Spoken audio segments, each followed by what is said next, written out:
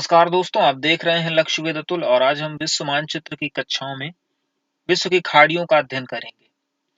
खाड़ियों के लिए हिंदी में एक ही शब्द है जिसे खाड़ी कहा जाता है, जबकि इंग्लिश में इसे दो अलग-अलग शब्दों से व्यक्त किया जाता है। बे मीन्स भी खाड़ी होता है और गल्फ मीन्स भी खाड़ी होता है। हालांकि बे क्या होता है और गल्फ क्या होता है, इसकी चर्चा हम दूसरे किसी वीडियो में करेंगे। क्योंकि अभी हम मैपिंग पढ़ रहे हैं, इसलिए सिर्फ हम इन खाड़ियों के लोकेशन के बारे में आज बात करेंगे। तो चलिए विश्व की प्रमुख खाड़ियों को मानचित्र में देख लेते हैं। सबसे पहले हम उत्तरी अमेरिका महाद्वीप में आएंगे और उत्तरी अमेरिका महाद्वीप के अंतर्गत हमारी पहली खाड़ी होगी गल्फ ऑफ अलास्का। ये आपका एरिया जो है अलास्का दिखाई दे रहा है, अलास्का प्रांत है। ये प्रांत किसका है? ये प्रांत है यूएसए का। तो उसी के नीचे का जो हिस्सा आपको दिखाई दे रहा है, इसको गल्फ ऑफ अलास्का कहा जाता है, यानी अलास्का की खाड़ी कहा जाता है। गल्फ ऑफ अलास्का के बाद आगे जाएंगे, हडसन बे आपको यहाँ पर दिखाई देगी। नंबर 2 पर जो स्थान दिखाई दे रहा है, इसको हडसन की खाड़ी कहा जाता है, हडसन की खाड़ी।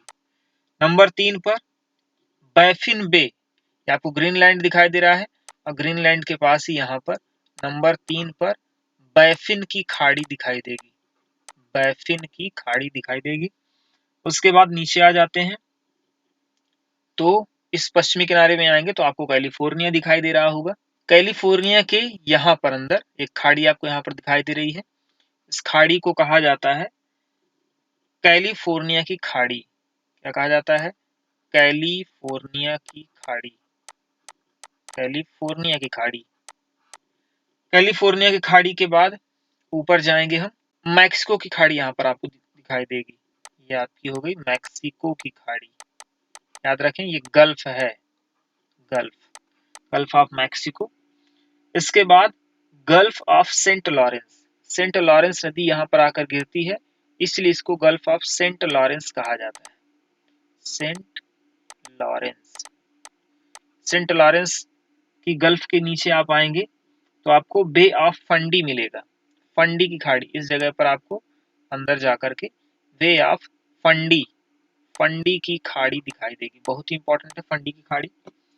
इस तरह से उत्तरी अमेरिका तथा दक्षिणी अमेरिका के आसपास जो भी खाड़ियां थी हमने कंप्लीट कर ली हैं। अब आइए चलते हैं हम यूरोप के आसपास। तो बे ऑफ बिस्के आपको यहाँ पर दिखाई देगी, इस एरिया पर बे ऑफ बिस्के, बिस्के की खाड़ी दिखाई दे रही है। ये कौन सा देश है आपका? ये आपका है फ्रांस, और उसके नीचे आपको यहाँ पर दिखाई दे रहा है स्पेन। फ्रांस और स्पेन के बीच में बे ऑफ बिस्के यहाँ पर आपको दिखाई दे रहा है। इसके ऊपर चलते हैं हम। पिछली क्लास में हमने यहाँ पर पढ़ा था आपको कि बाल्टिक सागर यहाँ पर है। ये पूरा पूरा जो एरिया है वो बाल्टिक सागर है। बाल्टिक सागर में 3 गल्फ हमको दिखाई देंगी, यहाँ पर उनको पढ़ना है। सबसे पहले गल्फ ऑफ बोथनिया, यहाँ पर गल्फ ऑफ बोथनिया, बोथनिया की खाड़ी दिखाई दे रही है। गल्फ ऑफ बोथनिया के नीचे आएंगे आपको दिखाई देगा फिनलैंड की खाड़ी। यहाँ पर देश है फिनलैंड, इसलिए इस खाड़ी का नाम भी फिनलैंड है। फिनलैंड की खाड़ी आपको दिखाई देगी। इसके बाद नीचे आएंगे गल्फ ऑफ रीगा, रीगा राजधानी यहाँ पर है, एक शहर है रीगा, इस वजह से इसको रीगा की खाड़ी कहा जाता है, रीगा की खाड़ी।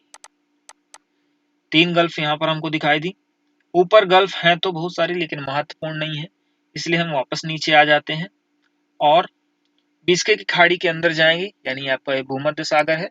भूमध्य सागर में एक खाड़ी स्थित है, बे ऑफ नेपल्स, नेपल्स की खाड़ी। आइए नेपल्स की खाड़ी कहाँ पर है उसको ढूंढते हैं।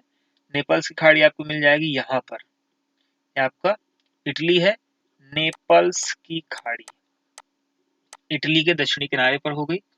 नेपल्स की खाड़ी के बाद अब आ जाते हैं अकाबा की खाड़ी। यहाँ पर ये जो आपका लाल सागर है, अगर हम यहाँ पर उसको बनाते हैं ऐसे करके, मान लीजिए आपका लाल सागर जा रहा है तो फिर 2 भागों में ऐसे बढ़ जाता है, एक अंदर इधर चला जाता है और एक ऐसे चला जाता है। तो जो इधर वाला भाग है इसको ही कहा जाता है यहाँ पर गल्फ ऑफ अकाबा, अकाबा की खाड़ी। बहुत ही इंपॉर्टेंट है। अब अकाबा की खाड़ी आपको मिस्र के पास देखने को मिलेगी। अकाबा की खाड़ी के बाद नीचे आ जाते हैं यहाँ पर गिनी की खाड़ी। गिनी देश होने की वजह से इसको गिनी की खाड़ी कहा जाता है, गल्फ ऑफ गिनी। इसके बाद गल्फ ऑफ एडन यानी अदन की खाड़ी सबसे महत्वपूर्ण खाड़ियों में से एक है। अदन की खाड़ी, अदन की खाड़ी आपको उसके आगे अदन की खाड़ी का जो विस्तार है वो लाल सागर में होता है, यानी लाल सागर में वो मिल जाती है। अदन की खाड़ी के ऊपर यहाँ पर आपको एशिया दिखाई देगा और उसके नीचे आपको अफ्रीका कॉन्टिनेंट दिखाई देगा। अदन की खाड़ी के आगे बढ़ते हैं तो यहाँ पर हमको दो खाड़ियां दिखाई देती हैं। यहाँ पर आपको जो खाड़ी दिखाई दे रही है इसको गल्फ ऑफ ओमान, ओमान देश होने की वजह से इसको ओमान की खाड़ी कहा जाता है। और गल्फ ऑफ ओमान के ऊपर जाएंगे यहाँ पर तो गल्फ ऑफ पर्सिया या पर्सियन गल्फ के नाम से इसको जाना जाता है। पर्सियन गल्फ यानी फारस की खाड़ी कहा जाता है इसको। पर्सिया ये पूरा पूरा जो देश आपको दिखाई दे रहा है, ईरान का पुराना नाम ही पर्सिया है। तो पर्सिया स्थित होने की वजह से बगल में इसको पर्शियन गल्फ कहा जाता है। तो यहाँ पर पर्शियन गल्फ हो गई आपकी ये वाली, और पर्शियन गल्फ के नीचे जाएंगे तो आपको ओमान की खाड़ी दिखाई देगी। ओमान की खाड़ी के बाद और आगे बढ़ते हैं तो भारत में कुछ खाड़ियां यहाँ पर हैं जिनके बारे में हम इंडियन ज्योग्राफी में विधिवत चर्चा करेंगे। एक तो हो गई कच्छ की खाड़ी नीचे की ओर, और सॉरी कच्छ की जो खाड़ी है वो ऊपर की ओर है, और नीचे की ओर आपकी हो गई खंबात की खाड़ी। तो यहाँ पर खंबात की खाड़ी और यहाँ पर आपकी कच्छ की खाड़ी। इसके बाद नीचे मन्नार की खाड़ी है जो काफी चर्चित है। मन्नार की खाड़ी भारत और श्रीलंका के बीच स्थित है। इसके बाद बे ऑफ बंगाल, बंगाल की खाड़ी, बे ऑफ बंगाल यहाँ पर स्थित है, बहुत चर्चित ही है। इसके बाद अब चलते हैं हम दक्षिण पूर्व एशिया में कुछ महत्वपूर्ण खाड़ियां हैं उनको कंप्लीट कर लेते हैं। सबसे पहले हेलोंग बे, ये आपका यहाँ पर वियतनाम है, और वियतनाम के पास आपको एक खाड़ी मिलेगी, इसको हेलोंग बे कहा जाता है।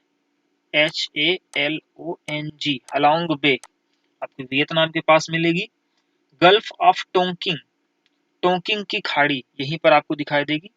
टोंकिंग की खाड़ी, टोंकिंग की खाड़ी दिखाई देगी, गल्फ ऑफ टोंकिंग। इसके बाद गल्फ ऑफ मर्तबान, नीचे आप आएंगे यहाँ पर आपको दिखाई दे रहा है म्यांमार, म्यांमार के नीचे आपको मर्तबान की खाड़ी दिखाई देगी। मर्तबान की खाड़ी, मर्तबान, तो बहुत सारी अभी नदियां यहाँ पर आकर गिरेंगी, जब हम विश्व की नदियों को पढ़ेंगे तो बताएंगे। मर्तबान की खाड़ी आपको म्यांमार के नीचे दिखाई दे रही है। इसके बाद थाईलैंड की खाड़ी, ये जो हिस्सा आपको दिखाई दे रहा है यहाँ पर एक खाड़ी नुमा हिस्सा दिखाई दे रहा है, इसको थाईलैंड की खाड़ी कहते हैं, क्योंकि यहाँ पर ऊपर जो बसा हुआ देश है वो कौन सा है, थाईलैंड है। तो थाईलैंड की खाड़ी आपकी हो गई है यहाँ पर। सीधे चलते हैं हम ऑस्ट्रेलिया के पास कुछ खाड़ियां हैं। एक बहुत ही इंपॉर्टेंट खाड़ी है यहाँ पर गल्फ ऑफ कारपेंट्रिया, कारपेंट्रिया की खाड़ी, ये जो आपको कटा हुआ हिस्सा दिखाई दे रहा है ये आपका गल्फ ऑफ कारपेंट्रिया है, यानी कारपेंट्रिया की खाड़ी, कारपेंट्रिया की खाड़ी यहाँ पर हो गई। इसके बाद स्पेंसर बे, यहाँ पर आपको एक खाड़ी दिखाई दे रही है, इसको स्पेंसर की खाड़ी कहा जाता है। स्पेंसर की खाड़ी कहा जाता है, ऑस्ट्रेलिया के दक्षिणी भाग में स्थित है स्पेंसर की खाड़ी। और ऑस्ट्रेलिया में ही यहाँ पर आप देख रहे हैं ये ऐसे ऐसे कटा हुआ हिस्सा दिखाई दे रहा है, इसको ग्रेट ऑस्ट्रेलियन बाइट कहा जाता है। Great Australian Bight, bight, bight माने क्या होता है, काटना। लगता है इसको किसी ने दांत से काट लिया है, ऐसा स्ट्रक्चर बन रहा है, इसको ग्रेट ऑस्ट्रेलियन बाइट कहा जाता है। आपसे कभी पूछ ले ग्रेट ऑस्ट्रेलियन बाइट ऑस्ट्रेलिया के किस दिशा में स्थित है, दक्षिणी दिशा में स्थित है। ऑस्ट्रेलिया के बगल में न्यूजीलैंड में जाएंगे तो आपको उत्तरी जो द्वीप है न्यूजीलैंड का ये वाला, इसमें यहाँ पर एक खाड़ी दिखाई देगी, इसको पॉवर्टी बे के नाम से जाना जाता है। पॉवर्टी यानी गरीबी वाली, तो पॉवर्टी बे के नाम से इसको जाना जाता है। इस प्रकार से ये वीडियो यहीं पर समाप्त हुआ। अपने अगले वीडियो में हम विश्व के प्रमुख जल संधियों को लेकर के आएंगे। अगर हमारे वीडियो आपको पसंद आ रहे हैं अपने दोस्तों को ज्यादा से ज्यादा शेयर करिए। मिलते हैं अगले वीडियो में, तब तक के लिए नमस्कार।